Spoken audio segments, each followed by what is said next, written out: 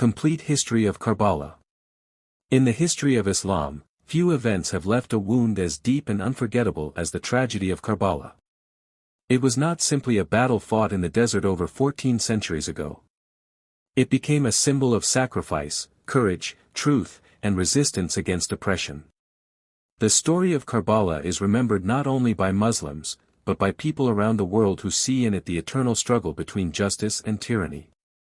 To understand Karbala, we must go back to the period after the death of the Prophet of Islam, Prophet Muhammad, in the year 632 CE. After his passing, leadership of the Muslim community became a matter of great importance. Over the years, different caliphs ruled the growing Islamic empire. Eventually, power came into the hands of the powerful Umayyad dynasty under Muawiyah ibn Abi Sufyan. Before his death, Muawiyah made a controversial decision. Instead of allowing the Muslim community to choose its leader, he appointed his own son, Yazid ibn Muawiyah, as his successor. This marked a major change in Islamic political tradition, transforming leadership into hereditary rule. Many Muslims were deeply concerned about Yazid becoming ruler.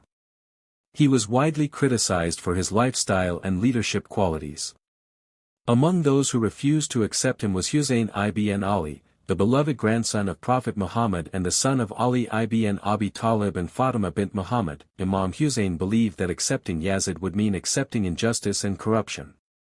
For him, leadership in Islam was not about power. It was about justice, morality, and responsibility toward the people.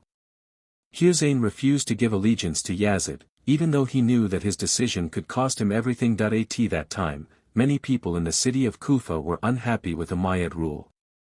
Thousands of letters were sent to Imam Hussain, inviting him to come to Kufa and promising support if he stood against Yazid.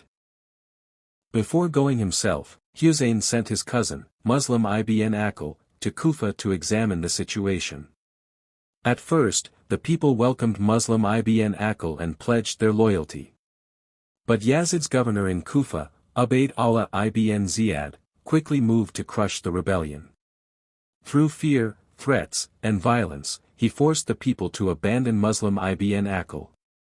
Soon after, Muslim ibn Aqil was captured and executed.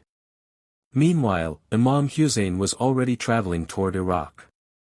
On the way, he received news that Muslim ibn Aqil had been killed and that the people of Kufa had turned against him. Despite this, Hussain continued his journey. He understood the danger ahead, but he believed his mission was greater than personal safety. Eventually, Hussain and his caravan reached the desert plains of Karbala on the 2nd of Muharram in the year 680 CE. There, Yazid's army, commanded by Umar ibn, surrounded them.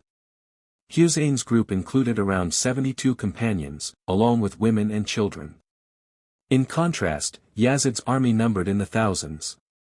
The army blocked access to the nearby Euphrates River, cutting off water supplies. Under the burning desert sun, Hussain's camp began to suffer intense thirst. For days, children cried from dehydration. Yet despite their suffering, Hussain refused to surrender to tyranny. On the night before the battle, Hussain gathered his companions. He told them that the enemy wanted only him and that anyone who wished to leave was free to go. In the darkness of night, no one would be stopped. But none of his followers abandoned him. One by one, they stood and declared their loyalty, choosing death over dishonor. Then came the morning of the 10th of Muharram, known forever as Ashura. The battle began. One by one, Hussain's companions entered the battlefield. Each fought with extraordinary courage despite knowing they were vastly outnumbered. Among the martyrs were members of Hussain's own family, including his nephews, brothers, and young sons. One of the most heartbreaking moments came when Hussain's half-brother, Abbas ibn Ali, tried to bring water for the thirsty children. Abbas fought bravely and reached the river, but before he could return, he was attacked and killed. As the battle continued, even Hussain's young son, Ali al-Asghar ibn Hussain, suffered a tragic fate. Holding his thirsty infant in his arms, Hussain appealed for water. Instead, the child was struck and killed by an arrow. It was a moment of unimaginable sorrow. By afternoon, nearly all of Hussain's companions had been killed. Standing alone, exhausted, wounded, and grieving the loss of his family, Imam Hussain entered the battlefield for the final time. Even after hours of fighting, the enemy feared facing him directly. Eventually, he was surrounded from all sides. Weak from thirst and injuries, Hussain fell from his horse onto the burning sands of Karbala. On that day, the grandson of Prophet Muhammad was brutally martyred. But the tragedy did not end there. After Hussain's death, Yazid's soldiers looted the camp and set the tents on fire. The women and children, including Hussain's sister Zainab bint Ali, were taken prisoner. Survivors were forced to travel from Karbala to Kufa and later to Damascus, where Yazid ruled.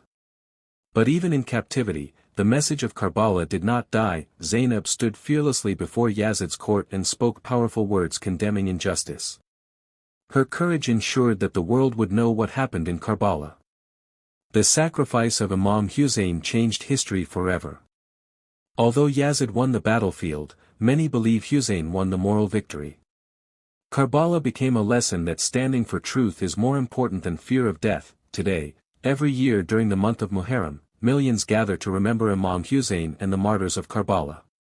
The message continues to inspire people across generations. Karbala teaches humanity that silence in the face of oppression is dangerous. It reminds us that dignity, faith, and justice sometimes demand the highest sacrifice. More than 14 centuries later, the sands of Karbala still echo a message heard around the world. That message is simple. Power may conquer bodies, but truth can never be defeated. And that is why the story of Karbala remains one of history's greatest examples of sacrifice, courage, and resistance against tyranny. The tragedy of Karbala was not merely an event in Islamic history. It became an eternal symbol proving that even a small group standing for justice can change the conscience of humanity forever. This is Karbala. This is sacrifice. This is the victory of truth over oppression. 63717